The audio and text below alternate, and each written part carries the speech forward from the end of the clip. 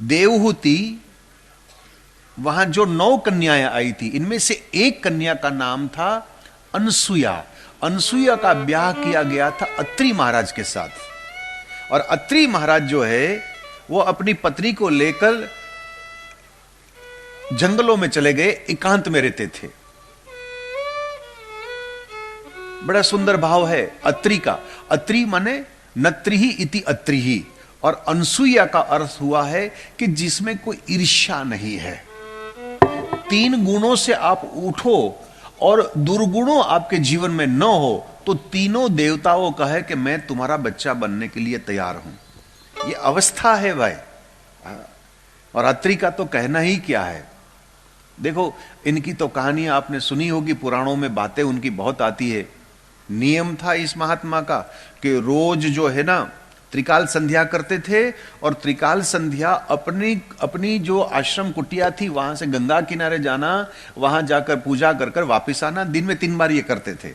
जवान थे तब तक तो कोई चिंता नहीं, बाकी जब बूढ़े हो गए तो इतना दूर चल नहीं सकते थे। बाकी नियम है। भारत के ऋषि के नियम जो है वो पकड़ कर रखते हैं, वो तोड़ते नियम। हाँ, उसको आने जाने में रोज दिक्कत हुई तो ये अनसुया, देखो 5 महासतियों में उनका नाम भी अनसुया मैया का आता है। उनका पातिव्रत धर्म जो है उससे उन्होंने गंगा मैया को कह दिया कि ए गंगा मैया, मेरा पति जो है तेरे किनारे तक अब आ ही नहीं सकता है। बाकी उसका नियम है जब तक स्नान न करे तब तक वो त्रिकाल संध्या नहीं करते हैं। तो गंगा ने कहा तो अब मैं क्या करूं? तो मां ने ये कहा कि एक काम करो, हे गंगा मैया, तुम मेरी कुटिया जो है आश्रम, वहां से बहो ताकि मेरे पति को दूर आना न पड़े। तुम यहां आ जाओ, मेरा पति अब तुम्हारे पास नहीं आए।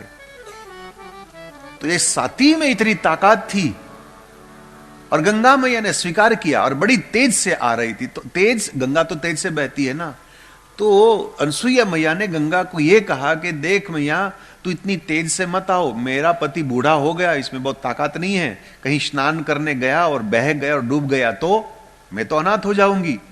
तो गंगा ने कहा कि ये तो मेरा स्वरूप है, मैं तो तेज से आती हूं।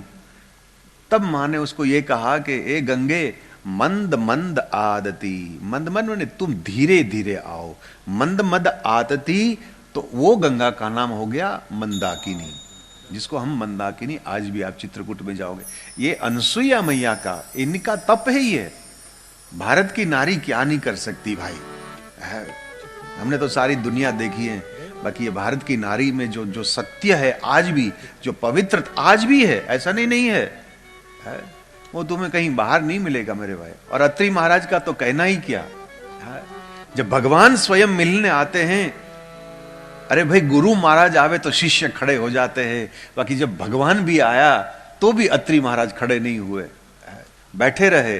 और प्रभु ने आकर दंडवत प्रणाम किया, मुख में से शब्द निकल गया उनका, नमामि भक्त वत्सलम कृपालु शील कोमलम, नमामि भक्त, यह अत्रि स्तुति है।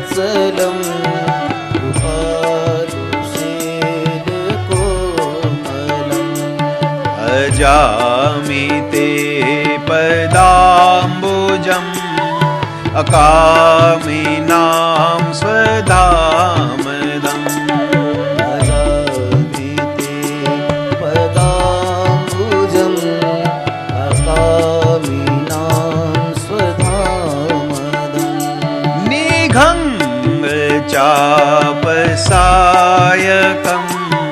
धरेत्रे लोकनायकं,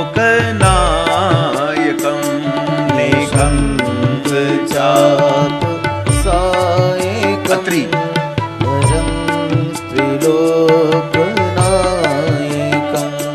प्रसीद मे नमामि ते पदाब्ज भक्ति देहि मे, प्रसीद मे नमामि ते पदाब्ज भक्ति देहि। सोमो भ्रू ब्रह्मणो अंशेन दत्तो विष्णोस्तु योगवित्, दुर्वासाः शंकरस्यांशो निबोधांगी रसा प्रजः।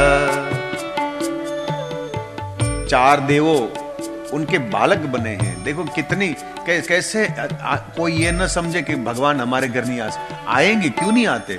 परमात्मा गृहस्थियों के पास ही आते हैं।